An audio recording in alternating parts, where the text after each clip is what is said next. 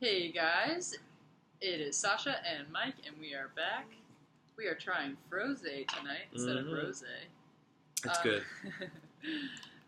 Okay, so our topic tonight is races, and we are going to give you a little background of how we how we experienced races in our high school compared to how we view it nowadays.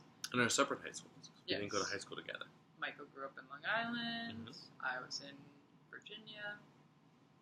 Okay, so just to give you a little background, so I grew up in Richmond, Virginia. My high school, there was not very many black people.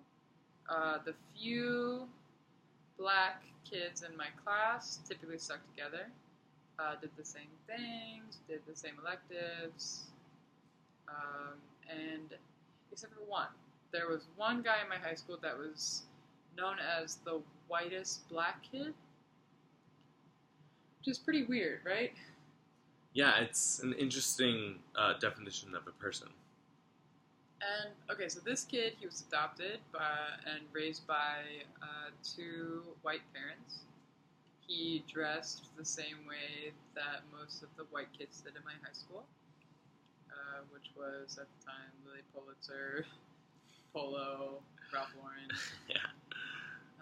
Anyways, but so he dressed like that. He was on the football team, the track team, and Like everything that on a resume you would say, oh, that guy's white. Yeah. Yeah. Which sounds terrible to say. Right? Yeah, so he was known as the whitest black guy. And I didn't have much experience with black people before I moved to New York City, to be very honest. Same. The group of black kids in my class, whenever I would go towards the area where they were hanging out, I was called Snow Bunny. So that was very interesting, and it was very much culture shock to come to New York City and have it not even be like a second glance whether I was white or black. Yeah. Tell your story. Well, I grew up on Long Island, New York, and went to high school out there. And in my high school, the community was 99% white and Asian. And but then we had a program in our high school where we had Long Island is rather segregated, so we had a short bus, a smaller school bus, come from the lesser economically privileged neighborhood, and they were bused in from their high school district into our high school district.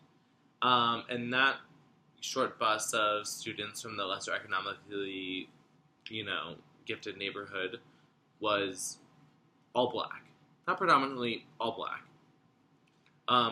As I said, Long Island was very segregated. So all these black students from the bus, they came into our high school after we had grown up in this sheltered white neighborhood, and we didn't know. The same people, And we would go up to them, this group of children, and want to interact with them in the way that we interacted with each other in our neighborhood, and it wouldn't work because what we realized was that it's not just a difference in skin color, it's a difference in culture. And it was very recognizable very immediately. Yeah.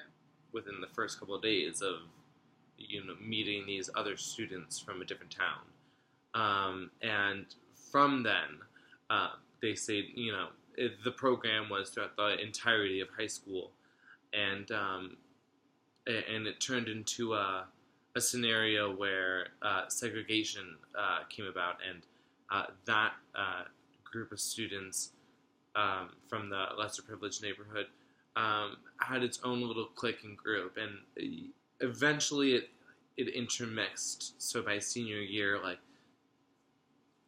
people were friends with, and they were friends with people from our school, and so everybody started to intermix. But specifically in the beginning, it was really interesting to see how You don't even think about it back then, and it seems totally normal. But now, living in a city that's so racially diverse, So just diverse all over, like how different the communities were, how different the culture was. yeah, You know, like I can't because the culture was imagine different. calling somebody the whitest black person I know right now. But in high school, it was like a funny joke. It was a funny joke, but at the same time, like recognizing, that so he's black, but he's like not what maybe America or you might associate with black. Yeah. So that's why everyone called him the whitest black kid. Mm-hmm. Because you're not associating what you would normally associate with black with that kid. That's why you call him the whitest black kid. So then what is it that you associate with black? It's like, do you associate a skin color? I think Do you in high associate school a culture? it was strictly, no, I guess not strictly skin color. I think it was skin color and then almost negative things Negative, yeah. that I had not grown up on. I mean, my mom never Learned. told me anything. But not even like from our parents, but like from like, our Just yeah. TV, from our forms of media that we were exposed to. That's so I feel the sad. same. I thought that black meant, bad, negative, Criminal. harmful, criminal. And then I had a similar experience where I had a student in my high school that wasn't a part of the program that I just explained, that he was just a black kid that had black parents that were very successful and lived in our community. His name is Curtis. And, loved Curtis. And he was like a white black kid. But like, he was a black kid. But like, what's the difference between a white black kid and the black kid? I remember when my temple had their first black family, and it was like A Jewish black family. yeah, like it was. I mean, we've had black children and black kids in the program and in our community center and our Sunday school, but the first time in our actual temple, sitting in our actual like the rows, like a full Mhm. black family. That was like the last year. I was Their in whole freshman. family. The whole family was black. Like grandmother. Well, I mean, it was only the immediate family. Okay. Their father But, and like- the three kids. But it was still something, like, the fact that they was surprising to me at that time is like, why is it so surprising? Why is it so difficult for there to be black Jews? Oh my god, I hate to bring this up in the video, but that's still surprising to me. Acceptance. No, it is acceptance, but it's interesting. Because, like, I didn't even think about The it whole before we started family making of this black video. Jews. Yeah. Yeah. Going over just another cultural boundary. You But know? I've been in a Jewish school, a Jewish community center, Mhm. a Jewish private like temple service since I was 2 years old, and this was the first time when I was 17 that I had seen an entire black family. Well, Sorry. it's interesting. I shouldn't even, like, have said that, like, that was, like, so Well, surprising it to me. is, Well, but- because in my own religion of being Roman Catholic, there was, like, one black family in our Roman Catholic church. And, like, that was it. Just one. The things you learn, it makes me very interested as to see how I'm going to perceive the world in another 10 years. And Makes with that, And how our kids are going to see the world. that makes me nervous. I don't want to think about that right now. Well, I hope it's good. Definitely be more accepting, but Good. it'll also be probably a really scary world. Just, election, sorry. Hillary! Alright. Yes.